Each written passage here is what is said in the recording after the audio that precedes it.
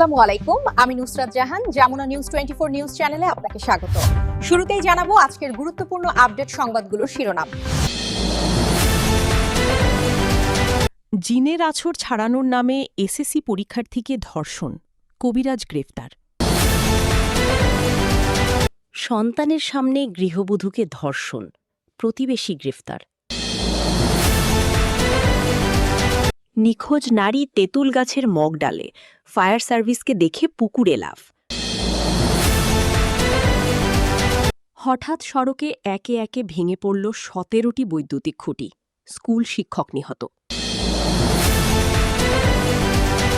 শাপলা চত্বরে হত্যাকাণ্ড, রাজসাক্ষী হতে চান সাবেক ডিআইজি আব্দুল জলিল। কুমিল্লায় ব্যবসায়ীকে কুপিয়ে হত্যা। এই ছিল আজকের আলোচিত সংবাদ শিরোনামগুলো। এখন বিস্তারিত সংবাদে আসছি, তবে তার আগে অনুরোধ রইল প্রতিদিনের আপডেট সংবাদগুলো সবার আগে পেতে ভিডিওটিতে একটি লাইক দিয়ে চ্যানেলটি সাবস্ক্রাইব করুন এবং কমেন্টে জানিয়ে দিন আপনি কোন জায়গা বা কোন দেশ থেকে আমাদের সংবাদগুলো দেখছেন।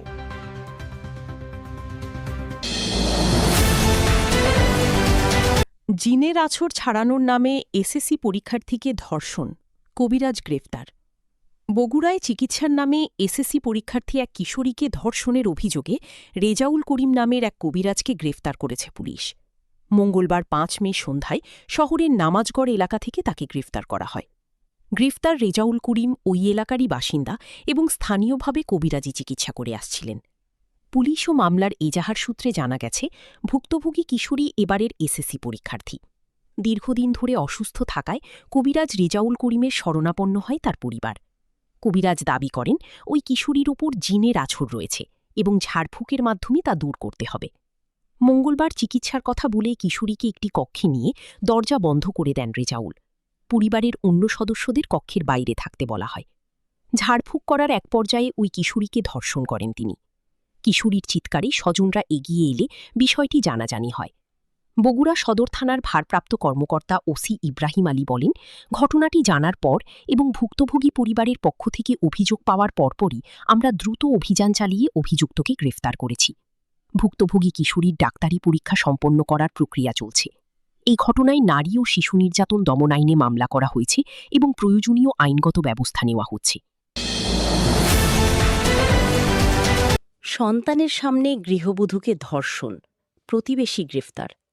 গোপালগঞ্জে গৃহবধূকে শিশু সন্তানের সামনে ধর্ষণের মামলায় পলাতক আসামি হাফিজ মোল্লাকে ৩৫ রাজধানীর পল্লবী এলাকা থেকে গ্রেফতার করেছে rapid action battalion RAB.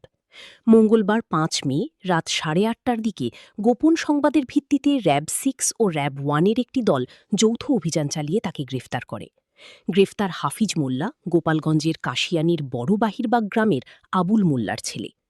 RAB 6 সদর কোম্পানির কাশিয়ানীর ভাটিয়াপাড়া ক্যাম্প জানায়, গোপন সংবাদের ভিত্তিতে রাজধানীর পল্লবী থানার সেকশন 11 ব্লক এ রোড নং 6 এলাকার আলম সুপারমার্কেটের সামনে অভিযান চালিয়ে হাফিজ মোল্লাকে গ্রেফতার করা হয়। অভিযানে নেতৃত্ব দেন ভাটিয়াপাড়া র্যাব ক্যাম্পের কমান্ডার অতিরিক্ত police super SM Rezaul Haque ও র্যাব 1-এর মেজর রবিউল আলম ও সহকারী police super Mohammad Shahidullah. RAB আরও জানায়, পরবর্তী আইনগত ব্যবস্থা গ্রহণের জন্য গ্রেফতার আসামিকে ঢাকার বিমানবন্দর থানায় হস্তান্তর করা হয়েছে। সেখান থেকে তাকে গোপালগঞ্জ থাকা পুলিশের কাছে সোপর্দ করা হবে। মামলার এজাহারে বলা হয়, গত 16 এপ্রিল ওই গৃহবধূ 2 বছর বয়সী শিশুকে নিয়ে বাবার বাড়িতে ছিলেন। গভীর রাতে তিনি শিশুকে প্রস্রাব করানোর জন্য বসতঘরের বাইরে বের হন। এই সুযোগে প্রতিবেশী হাফিজ মোল্লা তার মুখ চেপে ধরে তুলে নিয়ে বসতঘরের বিল্ডিংয়ের ভিতরে ধর্ষণ করে। ভুক্তভোগীর কান্নাকাটি ও চেঁচামেচির শব্দ শুনে তার ভাসুরের ছেলে ও আশপাশের লোকজন এগিয়ে এলে অভিযুক্ত পালিয়ে যায়। এ ঘটনায় ভুক্তভোগী বাদী হয়ে কাশিয়ানী থানায় নারী ও শিশু নির্যাতন দমন আইনে একটি মামলা দায়ের করেন। মামলার পর থেকে হাফিজ মোল্লা পলাতক ছিলেন। নিখোঁজ নারী তেঁতুল গাছের মগ ডালে, ফায়ার সার্ভিসকে দেখে পুকুরে লাফ। কুড়িগ্রামে নিখোঁজ এক নারীকে তেঁতুল গাছের মগডালে দেখতে পাওয়াকে কেন্দ্র করে এলাকায় ব্যাপক চাঞ্চল্যের সৃষ্টি হয়েছে। ওই নারী গাছটিতে শুয়ে ও বসেছিলেন। এরপর হঠাৎ গাছ থেকে পাশের পুকুরে লাফ দেন। পরে ফায়ার সার্ভিসের সদস্যরা তাকে উদ্ধার করেন। বুধবার 6 মে সকালে সদর উপজেলার গোড়াই আনন্দবাজার এলাকায় এই ঘটনা ঘটে।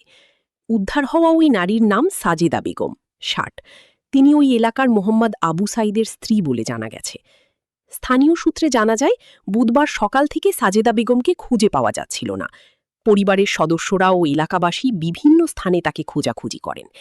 এক পর্যায়ে বাড়ির পাশের একটি বড় তেঁতুল গাছের মগডালে তাকে দেখতে পান স্থানীয়রা। এ সময় তাকে গাছের উপর বসিয়ে ও শুয়ে থাকতে দেখা যায়।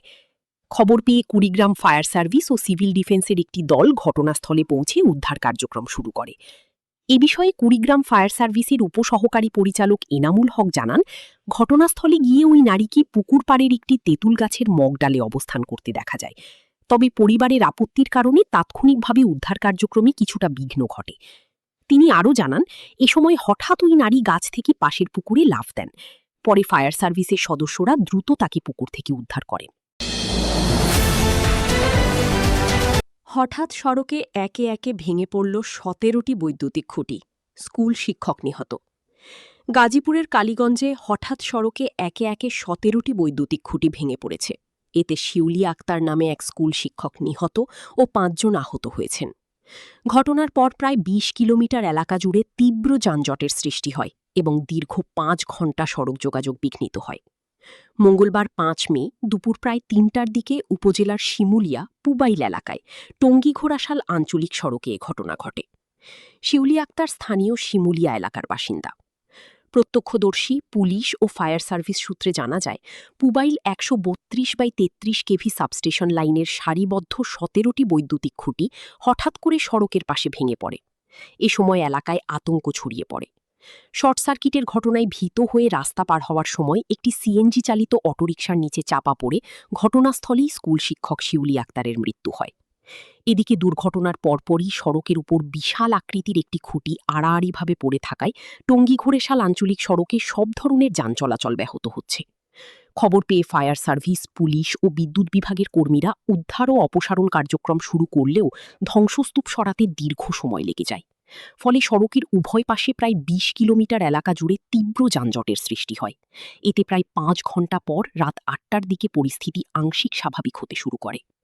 এ বিষয়ে কালীগঞ্জ উপজেলা স্বাস্থ্য কমপ্লেক্সের চিকিৎসক জানান, এই ঘটনায় আহত ৫ জনকে গুরুতর অবস্থায় ঢাকা মেডিকেল কলেজ হাসপাতালে পাঠানো হয়েছে। ঘটনার কারণ সম্পর্কে জানতে চাইলে কালীগঞ্জ পল্লী বিদ্যুতের ডেপুটি জেনারেল ম্যানেজার ডিজিএম জানান, হঠাৎ করেই খুঁটিগুলো ভেঙে পড়েছে। সুনির্দিষ্ট কারণ তাৎক্ষণিকভাবে নিশ্চিত করা সম্ভব হয়নি। তবে নাম প্রকাশে অনিচ্ছুক বিদ্যুৎ বিভাগের এক কর্মকর্তা জানান, বৃষ্টির কারণে মাটি নরম হয়ে যাওয়ায় খুঁটির ভিত্তি দুর্বল হয়ে থাকতে পারে। পাশাপাশি নির্মাণ কাজে ঠিকাদারি প্রতিষ্ঠানের গাফিলতির বিষয়টিও খতিয়ে দেখা হচ্ছে। উল্লেখ্য, প্রকল্পটির ইপিসি ঠিকাদার হিসেবে এনার্জি প্যাক কাজ করছে বলে জানা গেছে। এ ঘটনায় পুবাইল ও কালীগঞ্জ এলাকার বিস্তীর্ণ অঞ্চলে বিদ্যুৎ সরবরাহ বন্ধ হয়ে যায়। ফলে হাজারো গ্রাহক চরম দুর্ভোগে পড়েন। বিদ্যুৎ সরবরাহ পুনরুদ্ধারের বিষয়ে পল্লী বিদ্যুতের পুবাইল জোনাল অফিসের ডিজিএম মোহাম্মদ নুরুন নবী জানান, শিমুলিয়া এলাকায় খুঁটি ভেঙে পড়ার কারণে কালীগঞ্জের দিকে বিদ্যুৎ সরবরাহ বন্ধ রয়েছে। তবে বিকল্প ব্যবস্থার মাধ্যমে টঙ্গী লাইনের সাহায্যে পর্যায়ক্রমে বিদ্যুৎ সচল করা হচ্ছে। শাপলা চত্বরে হত্যাকাণ্ড, রাজসাক্ষী হতে চান সাবেক ডিআইজি আব্দুল জলিল। রাজধানীর মতিঝিলের শাপলা চত্বরে ২০১৩ সালের ৫ মে হেফাজতে ইসলামের মহাসমাবেশী হত্যাযজ্ঞের ঘটনায় করা মানবতাবিরোধী অপরাধের মামলায় রাজসাক্ষী হতে চেয়েছেন সাবেক ডিআইজি আব্দুল জলিল মণ্ডল। বুধবার ৬ মে আন্তর্জাতিক অপরাধ ট্রাইব্যুনাল ১-এর চেয়ারম্যান বিচারপতি মোহাম্মদ গোলাম মর্তুজা মজুমদারের নেতৃত্বাধীন ৩ সদস্যের বিচারিক প্যানেলে এ শুনানি হয়। এদিন তার জামিন চেয়ে শুনানি করেন আইনজীবী মোহাম্মদ আলী হায়দার। তবে তার জামিন নামঞ্জুর করেছেন ট্রাইব্যুনাল। এর আগে ট্রাইব্যুনালে আব্দুল জলিল মণ্ডল রাজসাক্ষী হওয়ার আবেদন জানান। স্বাস্থ্যগত কারণ দেখিয়ে তার পক্ষে ট্রাইব্যুনালে জামিন আবেদন করেন আইনজীবী আলী হায়দার। ট্রাইব্যুনালকে জানান, ২০২০ সাল থেকে তিনি হৃদরোগে আক্রান্ত এবং তার হার্টে ৭টি ব্লক রয়েছে। জেল কর্তৃপক্ষ তার এই রিপোর্ট ট্রাইব্যুনালে জমা দিয়েছে। পরে এই রিপোর্ট দেখে ট্রাইব্যুনাল তার শারীরিক অবস্থাকে খুব বেশি গুরুতর নয় বলে তার জামিন আবেদন খারিজ করেন। এদিকে রাজধানীর কল্যাণপুরের জাহাজবাড়িতে কথিত জঙ্গি আস্তানায় অভিযানের নামে ৯ জনকে হত্যার অভিযোগে ক্ষমতাচ্যুত প্রধানমন্ত্রী শেখ হাসিনা সহ ৮ জনের বিরুদ্ধে অভিযোগ গঠনের শুনানি ৭ জুন ধার্য করেছেন ট্রাইব্যুনাল ১। এছাড়া লি কর্নেল হাসিনুর রহমানের আদালত অবমাননার অভিযোগ শুনানি হবে ১৪ মে। কুমিল্লায় ব্যবসায়ীকে কুপিয়ে হত্যা, কুমিল্লার ১৪ গ্রামে আনোয়ার হোসেন ওরফে নয়ন ৩৫ নামের এক পান ব্যবসায়ীকে কুপিয়ে হত্যা করেছে দুর্বৃত্তরা। মঙ্গলবার ৫ মে রাতে উপজেলার দক্ষিণ বেতিয়ারা এলাকায় এ হামলার ঘটনা ঘটে। চিকিৎসাধীন অবস্থায় আজ বুধবার ভোরে তার মৃত্যু হয়। নিহত আনোয়ার হোসেন উপজেলার জগন্নাথদিঘি ইউনিয়নের দক্ষিণ বেতিয়ারা গ্রামের মৃত আব্দুল হাইয়ের ছেলে। তিনি স্থানীয় গাংরা বাজারে পান ও জুতার ব্যবসা করতেন। ব্যক্তিগত জীবনে তিনি এক ছেলে ও ২ মেয়ের জনক। স্থানীয় ও পরিবার সূত্রে জানা গেছে, আনোয়ার হোসেনের সঙ্গে একই এলাকার একটি পক্ষের জায়গা জমি নিয়ে বিরোধ ছিল। মঙ্গলবার রাত আনুমানিক ১১টার দিকে দোকান বন্ধ করে বাড়ি ফিরছিলেন তিনি। পথে দক্ষিণ বেতিয়ারা মসজিদের সামনে পৌঁছালে দুর্বৃত্তরা তার পথ রোধ করে। এ সময় তাকে কুপিয়ে ও মাথায় গুরুতর আঘাত করে তারা পালিয়ে যায়। চিৎকার শুনে স্থানীয় লোকজন আনোয়ারকে উদ্ধার করে প্রথমে ১৪ গ্রাম উপজেলা স্বাস্থ্য কমপ্লেক্সে নিয়ে যান। পরে অবস্থার অবনতি হলে তাকে কুমিল্লা মেডিকেল কলেজ হাসপাতালে স্থানান্তর করা হয়। নিহতের বোন কোহিনুর আক্তার বলেন, ভাইয়ের অবস্থা গুরুতর হওয়ায় চিকিৎসকদের পরামর্শে তাকে ঢাকা মেডিকেল কলেজ হাসপাতালে নিয়ে যায়। সেখানে অক্সিজেন সংকট থাকায় বেসরকারি একটি হাসপাতালে নেওয়ার পথে ভোরে তার মৃত্যু হয়। ১৪ গ্রাম থানার ভারপ্রাপ্ত কর্মকর্তা ওসি মোহাম্মদ আরিফ হোসাইন বলেন, খবর পাওয়ার পরপরই পুলিশের একটি দল ঘটনাস্থল পরিদর্শন করেছে। নিহতের লাশ এখনও ঢাকা থেকে এলাকায় পৌঁছায়নি।